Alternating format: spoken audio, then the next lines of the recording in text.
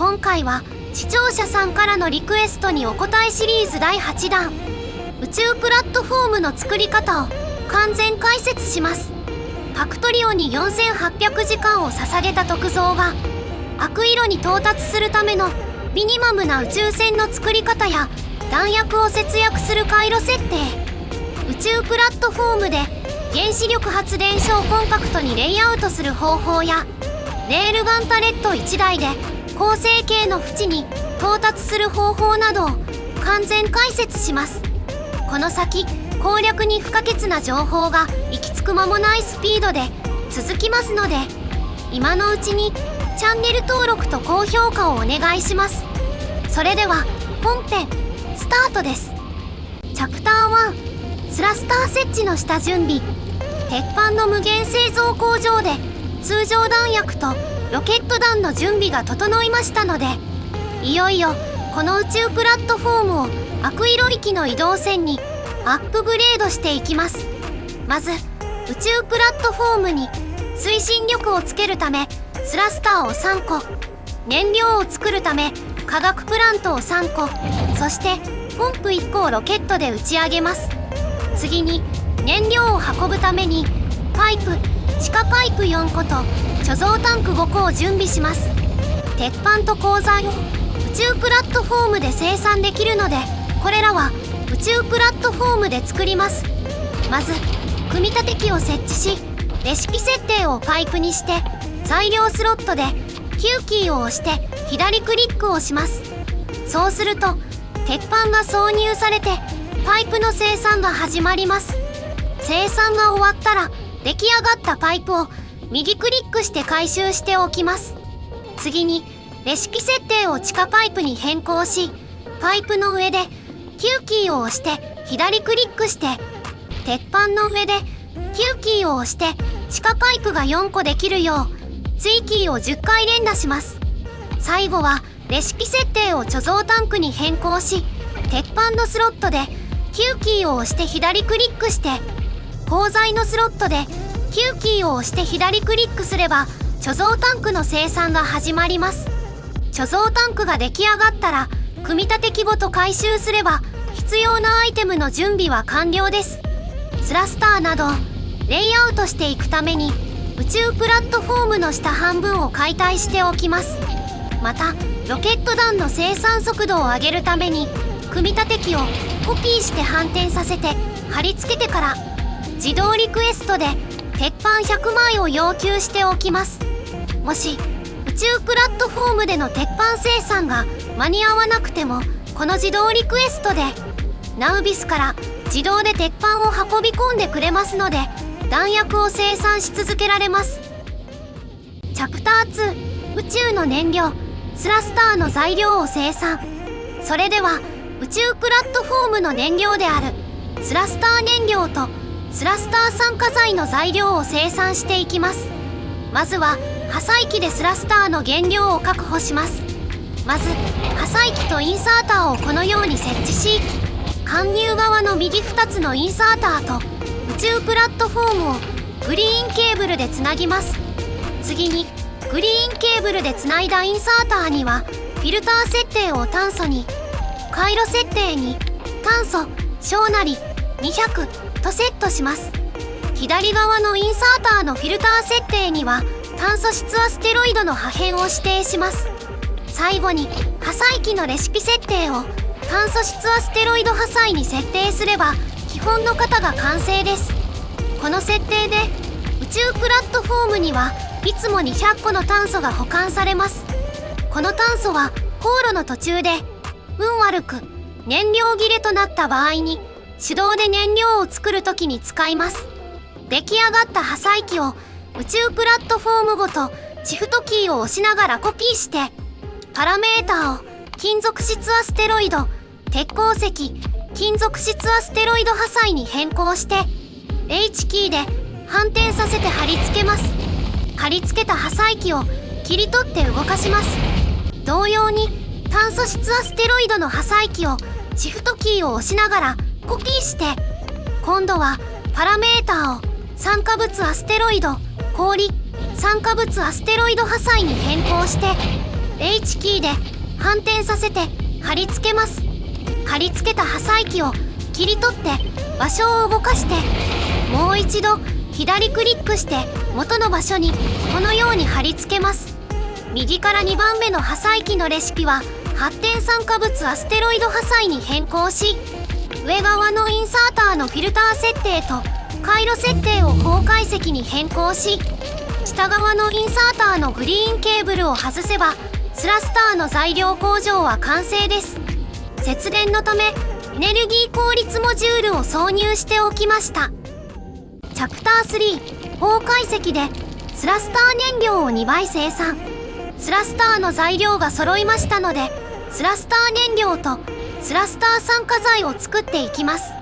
まずは氷を溶かして水を作るところからスタートです。まず化学プラントを3個設置し、それぞれ氷の融解、発展スラスター酸化剤、発展スラスター燃料にレシピ設定します。いずれも製造に時間がかかるので生産速度モジュールを挿入します。次にパイプラインを接続して高速インサーターとロングアームインサーターを設置すると、スラスター燃料とスラスター酸化剤の生産が始まります。発展スラスター燃料は高解析が素材として1個多い分、同量の水で2倍の量を作れます。発展スラスター酸化剤も倍量のスラスター酸化剤が作れます。水は宇宙空間で足りなくなりがちな素材なので、特に悪色や構成系の縁のように長距離の航行では不可欠なレシピです。グレバを攻略したら迷わずアンロックしておきましょう。ナウビスの周辺では酸化物アステロイドが少ないので、貯蔵タンク5個を設置して水とスラスターを作りためておきます。後で速度調整のために使うので、発展スラスターの貯蔵タンクはポンプで接続しておきます。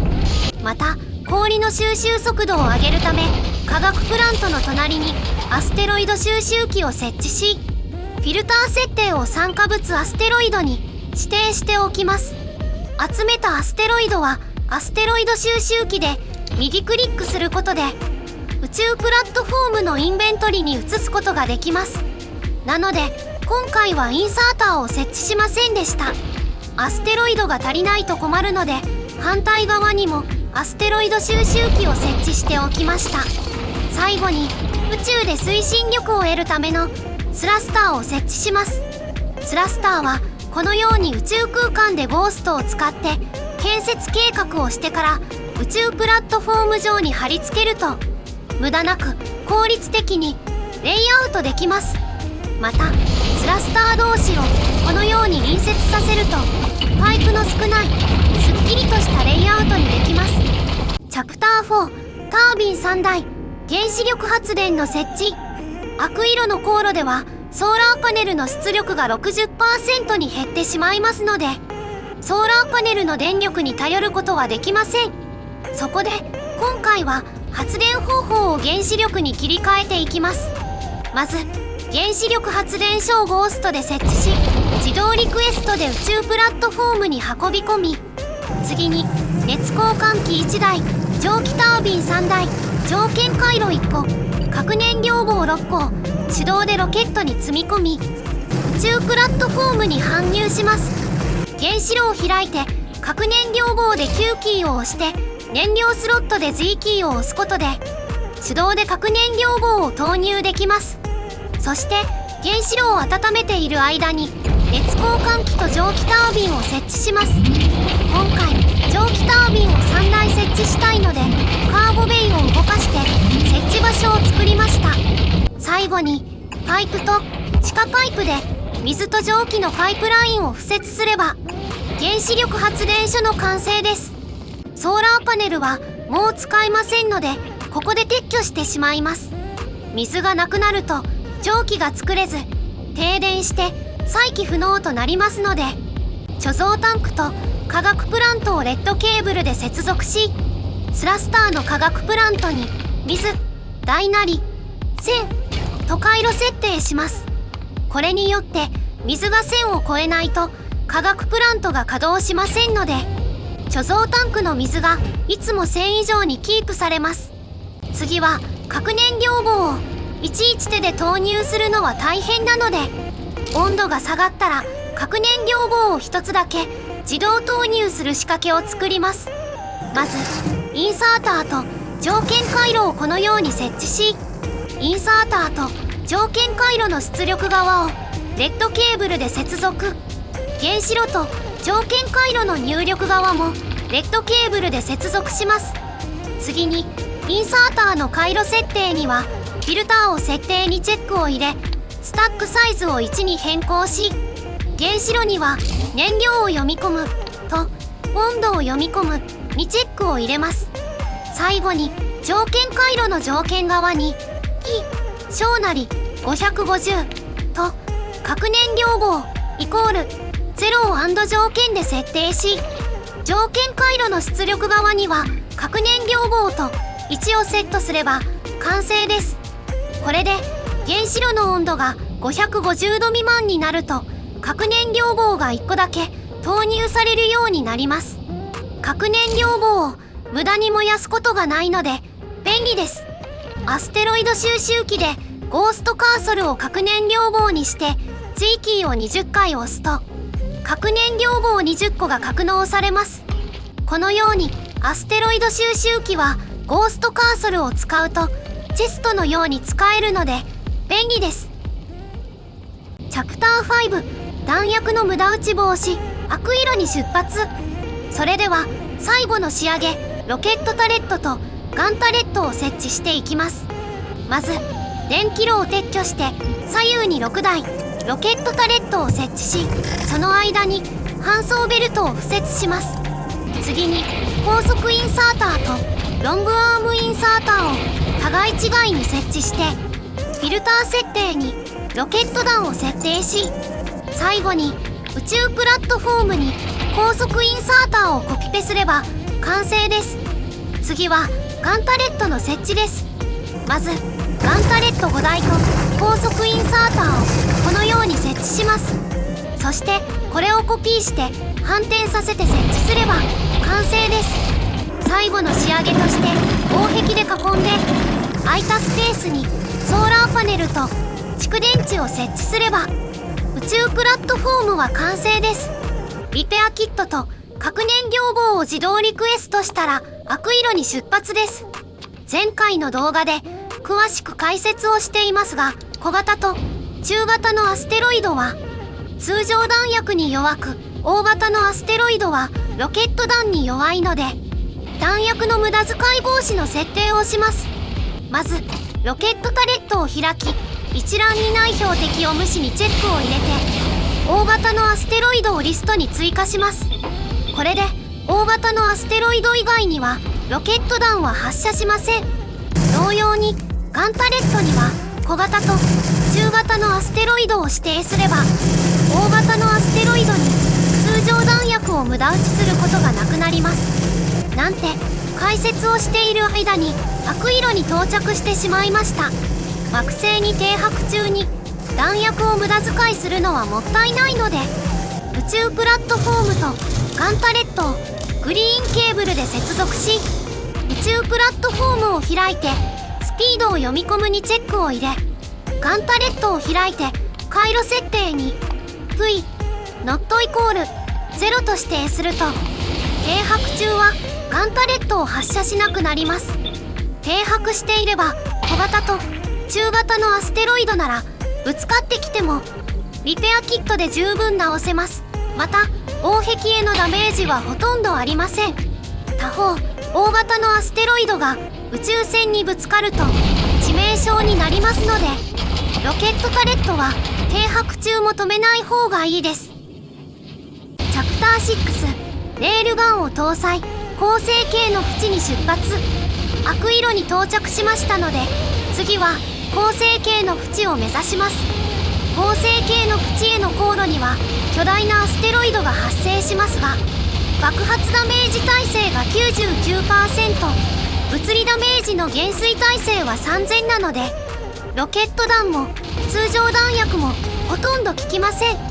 おまけに耐久力は5000です。ベヒーモスバイターをも超える高耐久です。そこでまずは赤色でレールガンを製造し宇宙プラットフォームに設置します。次はレールガン弾の製造です。レールガン弾はロケット打ち上げ1回で5個しか積めませんので宇宙プラットフォームで製造します。そこで一度ナウビスに戻ってきてレールガン弾の材料、爆薬、導線、鋼材を自動リクエスト設定で運び込みます。航行中も生産をし続けますので導線は4000個、鋼材と爆薬は2000個あると安心です。そしてロケット弾の組み立て機をシフトキーを押しながらコピーしてパラメーターをレールガンに設定して貼り付けすればレールガン弾の製造が始まります。レールガンは製造時間が25秒と長いので生産速度を20倍にします。この方法について詳しくは概要欄から前回動画をご覧ください。ゴーストで設置した組み立て機に材料をそれぞれ10個、4個、20個と投入してこれを20台にコピペします。これをコピーして5回重ね張りするとちょうど10個のレールガン弾の材料が投入されます。10個生産されると組み立て機が止まってしまうので左クリックで材料を投入すると材料を余らせて無駄にしてしまいます。レールガン弾が出来上がったら組み立て機を回収します。この作業を繰り返してレールガン弾が400個できたらいよいよ出発です。これだけあれば恒星系の縁にたどり着くのに十分です。ちなみに通常弾薬は4000発、ロケット弾は2000発は必要です。インサーターと搬送ベルトをシフトキーを押しながらコピーしてパラメーターをレールガン弾に変更して貼り付けて搬送ベルトを R キーで曲げてインサーターを設置するとレールガンに弾薬が装填されます。チャプター7特急便の実績解除。恒星系の縁に到着。恒星系の縁までは10万キロと長いので弾薬と燃料の節約が攻略の鍵となります。レールガン弾は弾道上の全てのアステロイドにダメージを与えます。なので絶え間なく発射し続けることでロケット弾や通常弾薬の節約になります。よってレールガンの優先標的リストには巨大なアステロイドを指定しますが一覧にない標的は無視にはチェックを入れません。ちなみに今回は安定性を求めてレールガン連射速度を1回だけアンロックしています。このままだと宇宙プラットフォームの速度が速すぎてアステロイドにぶつかりそうです。そこでポンプを使ってスラスターへの燃料供給量を調整して速度を落とします。ポンプと貯蔵タンクをレッドケーブルで接続して全て小なり400と入力すれば燃料供給量を調整できます。もともとはスラスターの効率が 51% でしたが400にすると効率 60%、推進力が99メガニュートンに減衰しました。また200にしたところ効率は 80% に改善し推進力は69メガニュートンに減衰しました。ちなみにスラスターの燃料消費と推進力の関係はファクトリオペディアで確認できます。遅すぎると横からアステロイドがぶつかってきますのでぶつかりそうになったら一時的に速度を上げるなどしながら進んでいきましょう。レールガンの消費電力は10メガワットなので充電中に宇宙プラットフォームが一時的な停電となります。これを防止するため今回は蒸気タービンを3台設置しています。熱交換器の出力は10メガワットなのですが蒸気タービンとパイプに溜まった蒸気がバッファーとなってグラフのように瞬間的に10メガワットを超える電力を消費しても停電になりません。なんて解説をしている間に恒星系の縁に到着です。クリアに必要最低限の手順を解説するシリーズでしたので35時間でクリアです。結果として視聴者さんのリクエスト特急便解説にお答えできちゃいました。次回のシリーズは視聴者さんからのリクエストにお答えシリーズ第9弾として、これまで作った工場を拡大して砕け散った惑星を目指していきます。絶対にお見逃しのないよう今のうちに高評価とチャンネル登録をお願いします。また次の動画でお会いしましょう。皆さんも試してみてね。